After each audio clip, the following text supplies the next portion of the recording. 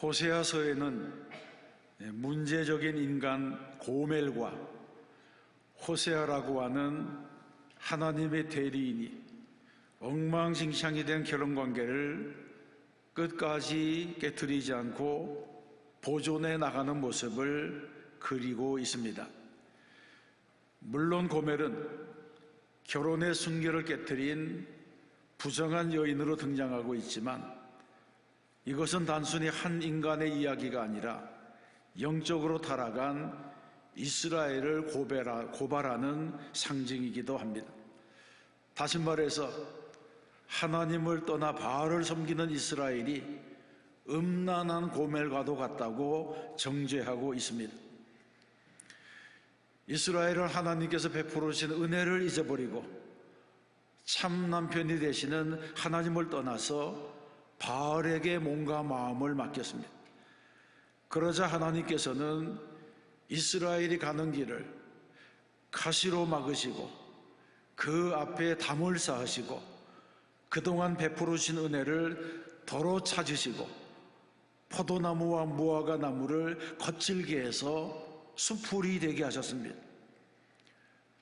그제서야 이스라엘이 내가 본 남편에게로 돌아가니 이렇게 말하면서 돌이켰다고 말씀합니다. 그러므로 호세아서는 돌아오는 고멜을 호세아가 다시 받아준 것처럼 하나님께서도 타락했던 이스라엘이 다시 돌아오게 되면 용서해 주시고 받아주시는 분임을 증거하고 있습니다. 그래서 어떤 신학자는 본문을 가르쳐서 축복의 새 시대에 관한 말씀이라 그렇게 말하기도 했습니다. 하나님께서는 이스라엘이 범죄했음에도 불구하고 버리지 아니하시는 모습을 통해서 오늘 우리에게도 소망을 주셨다는 것입니다. 그러면 돌아오는 자를 어떻게 하십니까? 먼저 하나님께서는 타이르시겠다고 했습니다. 14절에서는 보라 내가 그를 타일로 거친 들로 데리고 갔어 이렇게 말씀합니다. 특별히 2장 말씀에 보게 되면 그러므로라고 하는 접속사가 여러 번 나오고 있습니다. 이 접속사가 쓰인 것을 주목해 보게 되면 6절 말씀에서는 이스라엘이 연애하는 자를 따라 나섰기 때문에 그러므로 가시와 담으로 그 길을 막으시겠다고 했습니다. 9절에서는 이스라엘이 하나님께로부터 복을 받았는데 바알이 복을 주었다고 생각했기 때문에 그러므로 주었던 것들을 도로 빼앗으시겠다고 했습니다. 또 14절에서는 하나님께서 가시와 담으로 막으시고 준 것을 도로 빼앗아도 깨닫지 못하기 때문에 그러므로 거친 들로 나가게 하시겠다 또 이렇게 말씀하고 있습니다. 이 모든 말씀은 하나님께서 인내하시면서 여러 가지 방법으로 잘못을 깨닫게 하셨음에도 깨닫지 못하기 때문에 다시 간섭하셔서 타이르시고 가시와 담으로 막으시고 거친 들로 이끄시겠다고 하는 것입니다. 그러므로 타이르시겠다고 하는 말씀의 뜻이 무엇입니까? 이 말은 본래 설득하다, 꾀다, 유혹하다 이런 다양한 뜻이 있습니다. 호세아가 고멜을 타이른다고 하는 것은 방탕하고 타락한 여자를 설득하기 위해서 호세아가 지금 최선을 다하고 있다고 하는 표현을 여기에서 하는 것과 같습니다. 그래서 타이른다고 하는 것은 좋은 뜻으로 보면 설득한다고 하는 의미가 있지만 부정적으로 보게 되면 유혹하다, 꾀다라고 하는 의미가 있을 만큼 타락한 아내를 다시 가정으로 불러들이기 위해서 지금 호세아가 최선의 설득을 다하고 있다는 것입니다. 그러므로 타이른다고 하는 말은 풀어헤쳐서 열어준다, 풀어헤쳐서 말해준다고 하는 의미에 더 가깝고 타락한 이스라엘을 찾으신 하나님께서는 우리의 마음의 문을 열도록 도와주셔서 적극적으로 우리를 바른 길로 이끌어 주신다고 하는 용서의 표현이기도 합니다. 하나님께서는 오늘도 하나님을 떠나서 허랑방탕하여 탕자같이 살고 있는 사람들을 위해서 끊임없이 타이르시고 가르쳐 주시고 설득하시고 알게 하시고 깨닫게 해 주시는 줄로 믿습니다. 끊임없이 우리에게 말씀하십니다. 그러므로 우리는 말씀하시는 하나님께 주목해야 됩니다. 오늘 우리의 문제는 하나님께서 말씀하지 않기 때문이 아니라 우리가 듣지 않는 것이 문제입니다. 고멜처럼 귀를 닫아버리고 얼굴을 돌리고 외면하고 도망가는 것이 문제라고 하는 것입니다. 그러면 이런 사람을 하나님께서 어떻게 하십니까? 타일러도 듣지 않으면 거친들로 데리고 나가시겠다고 말씀합니다. 여기서 말씀하는 거친들은 광야 같은 곳입니다. 그러면 왜 하필 광야입니까?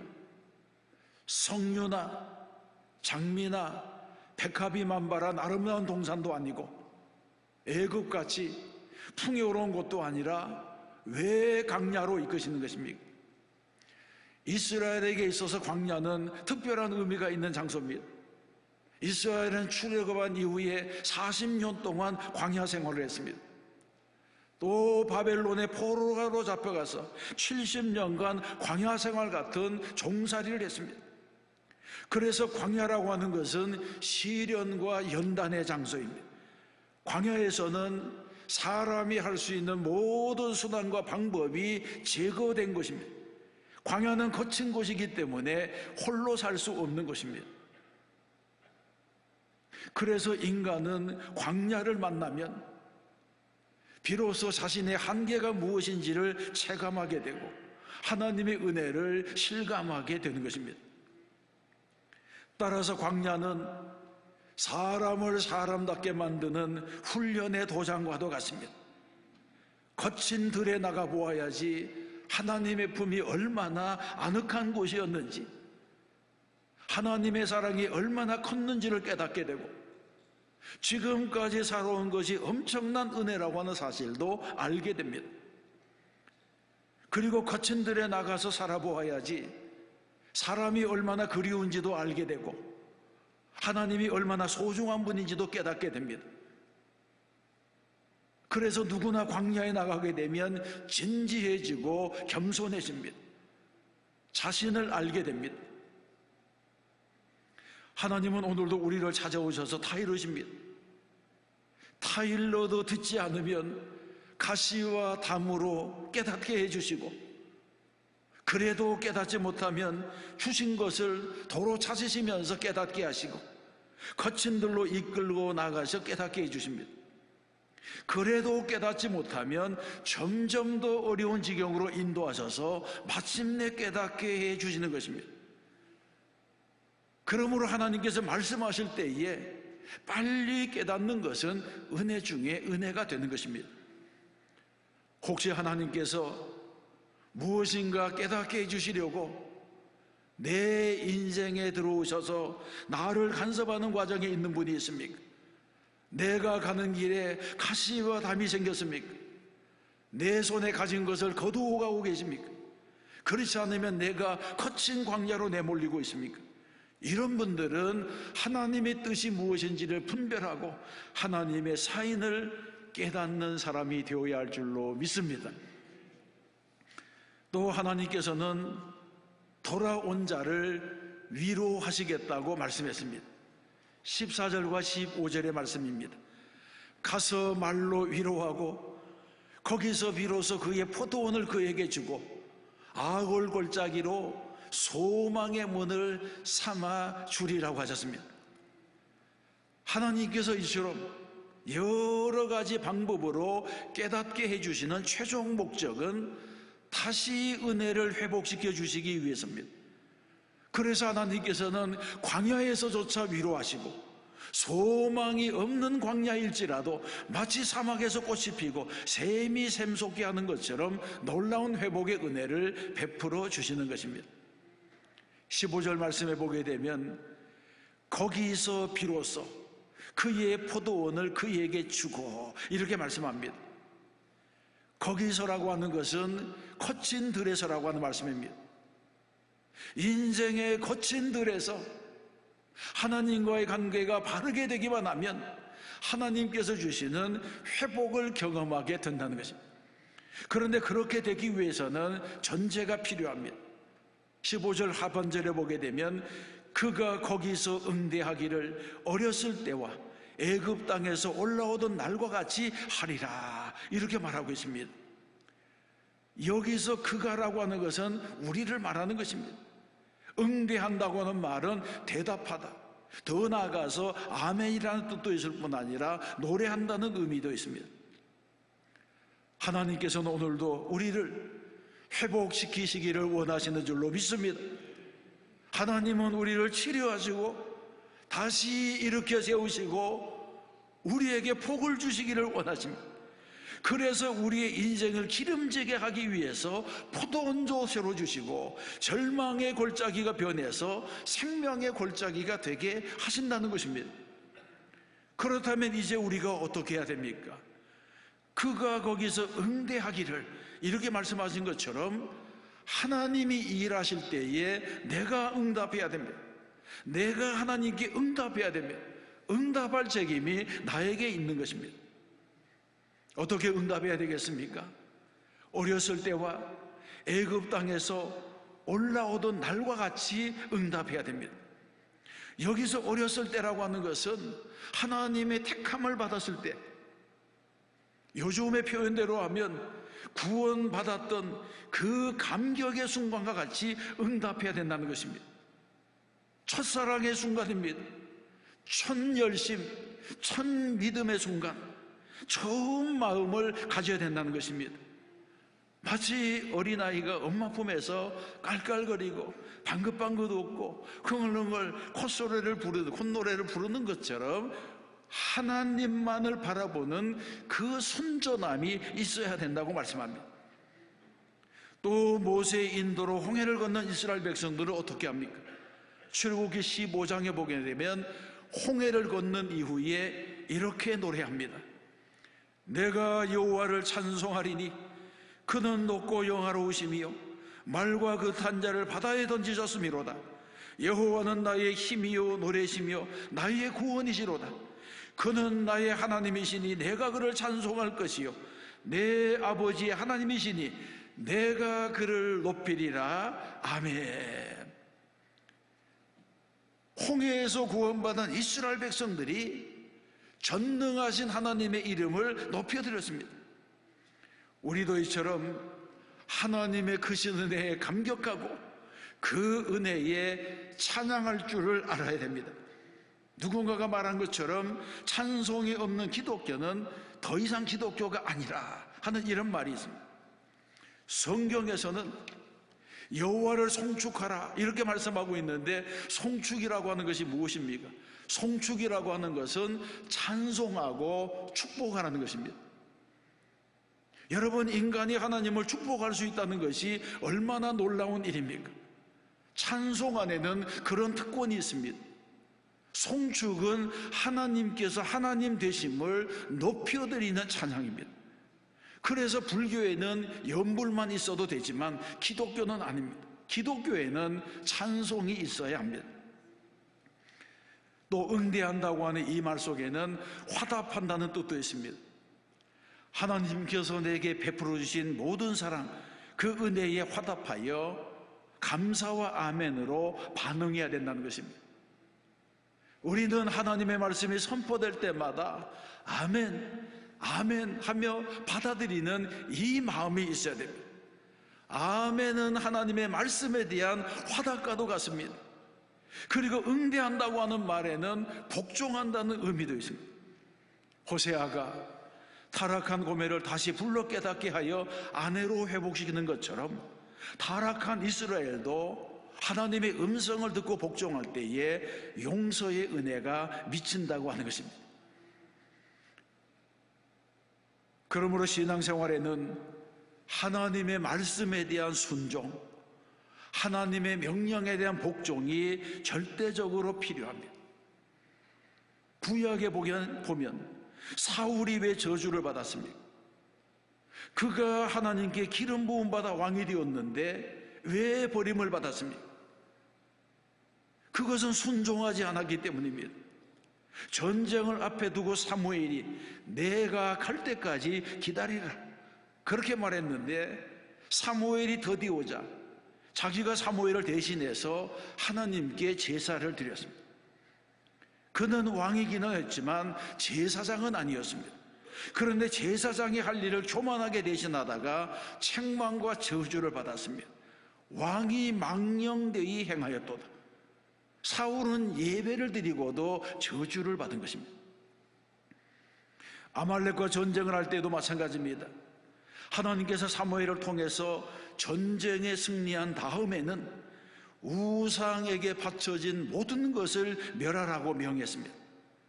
그런데 사울이 이 말씀에 불순종했습니다.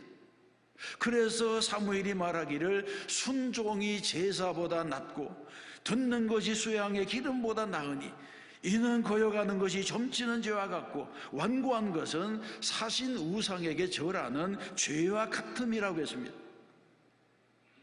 그러므로 여러분, 내 생각에 좋을 것 같아서 이런 인간의 판단은 하나님의 절대적인 명령 앞에는 아무런 소용이 없다는 것입니다. 그래서 어떤 비극이 일어났습니까? 왕이 여호와의 말씀을 버렸으므로 여호와께서도 왕을 버려 왕이 되지 못하게 하셨나이다. 아멘. 아무리 큰 복을 받았을지라도 불순종하면 모든 특권을 잃어버리고 만다는 것입니다. 하나님의 말씀에 순종하는 것은 그래서 무엇보다도 중요합니다. 불순종했음에도 불구하고 돌이키면 용서해 주시고 순종하면 이런 것들을 회복시켜 주시고 바알을 버리면 다시 하나님의 백성이 되고 그날에 내가 응답하리라고 하는 하나님의 위로를 받게 될 것이라고 말씀합니다. 이런 하나님의 사랑을 깨달아 아는 자는 아골 골짜기조차도 소망의 문이 되게 해 주실 줄로 믿습니다. 또 돌아온 자들을 하나님께서 긍휼히 여기시겠다고 말씀했습니다. 23절입니다.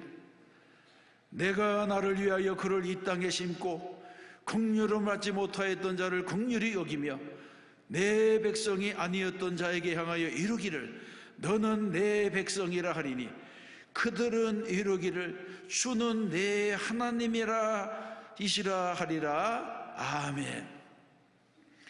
고멜이 호세아에게 돌아온 것처럼 이스라엘이 하나님께 돌아오면 너는 내 백성이라 이렇게 불러주시고 긍휼을 베풀어 주십니다. 사람은 세상을 살아가면서 시종여일하기가 어렵습니다. 신앙생활에서도 시종여일하는 것은 어렵습니다. 제가 목사가 되어서 여러 성도들의 삶을 지켜보면 한때 은혜 받고 감격해서 헌신하던 사람이 어느 순간인가는 변해서 자꾸 마음이 높아져서 교만해지고 마침내 실족하는 것을 보기도 합니다. 또 처음 예수를 믿었을 때 가졌던 그 순수한 마음이 변해서 마음에 정함이 없는 사람이 되고 두 마음을 품은 사람이 되는 것을 보게 됩니다. 이것은 인간의 한계이고 인간의 연약함입니다. 그러나 그럼에도 불구하고 하나님께서 긍휼을 베풀어 주시면 어릴 때와 같이 되고 첫사랑이 회복될 줄로 믿습니다.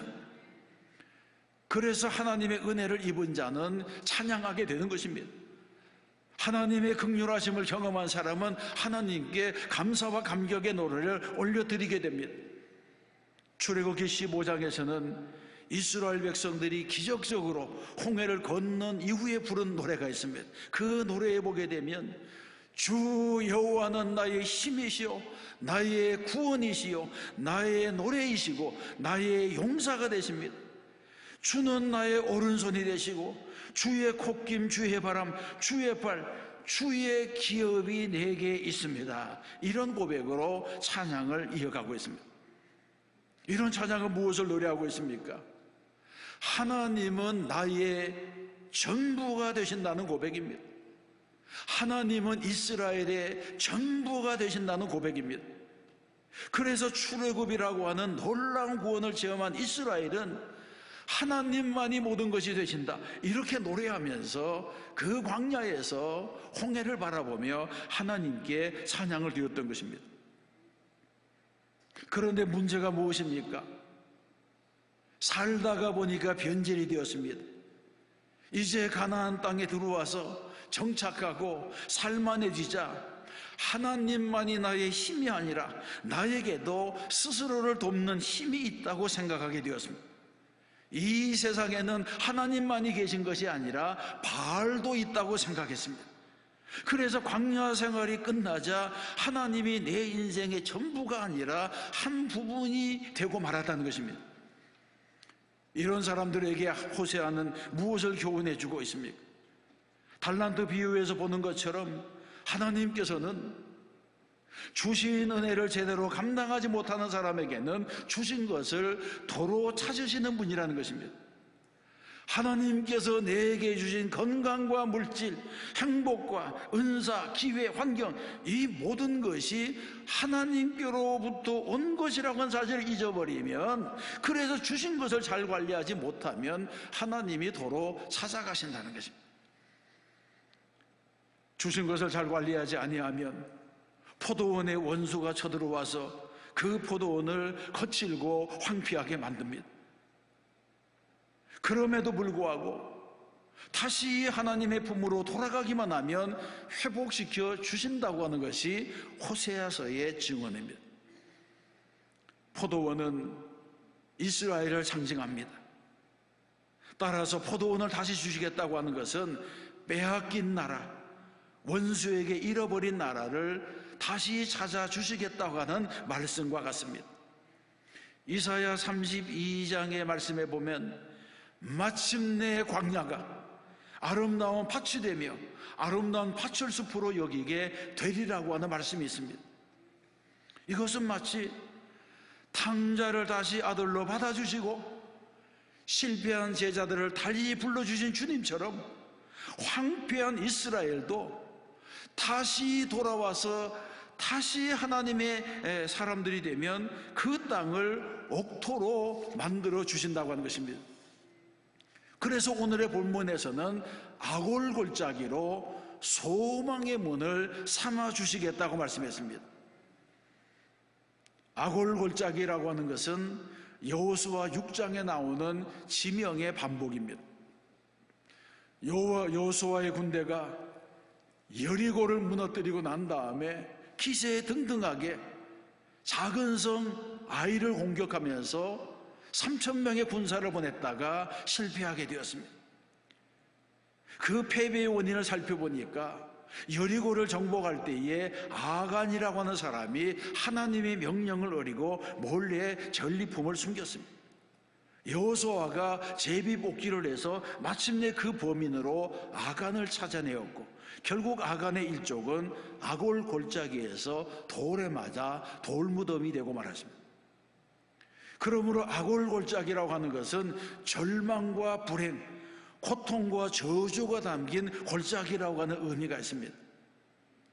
그런데 긍휼이 풍성하신 하나님께서는 우상을 버리고 돌아오는 백성들, 우상을 버리고 돌아오는 자들, 불순종과 불신앙을 청산하고 돌아오는 백성에게 어두움의 아골골짜기, 환난과 저주의 아골골짜기를 부활과 소망의 문으로 바꾸어 주시겠다고 약속했습니다.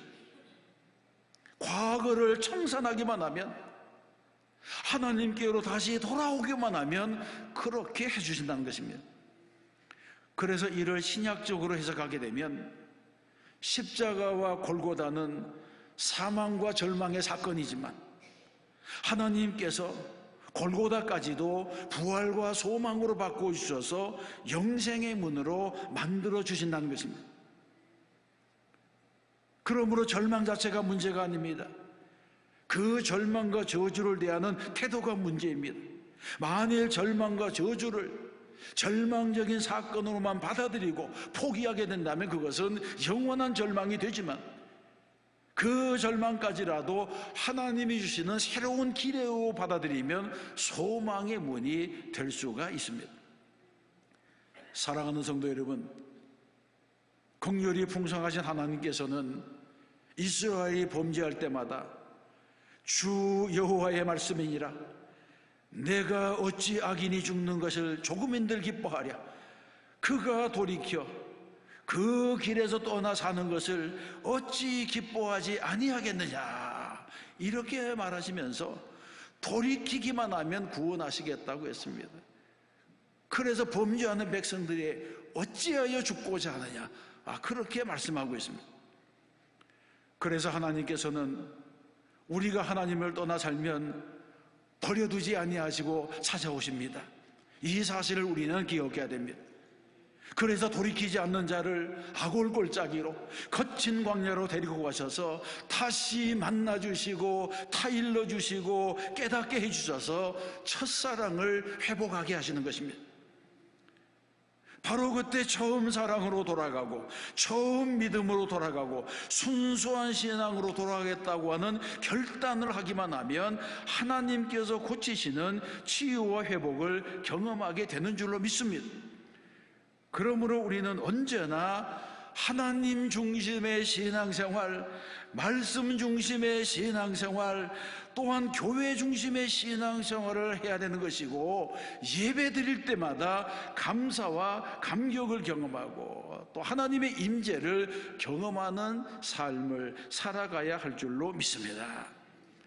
그래서 우리도 날마다 입을 열 때마다 주님은 나의 전부가 되십니다. 주님은 나의 힘이 되십니다. 주님은 나의 소망이 되십니다. 주님은 나의 생명입니다. 이런 고백을 하나님께 올려드려야 할 줄로 믿습니다. 그리하면 긍휼이 풍성하신 우리 하나님께서 그날에 내가 응답하리라 이렇게 말씀하시면서 용서해 주시고 위로해 주시고 다시 일으켜 주시는 은혜를 경험하게 하실 줄로 믿습니다. 또 한 주간 믿음으로 살고 또 한 주간 말씀대로 살아 승리하는 성도가 되시기를 주님의 이름으로 축원합니다.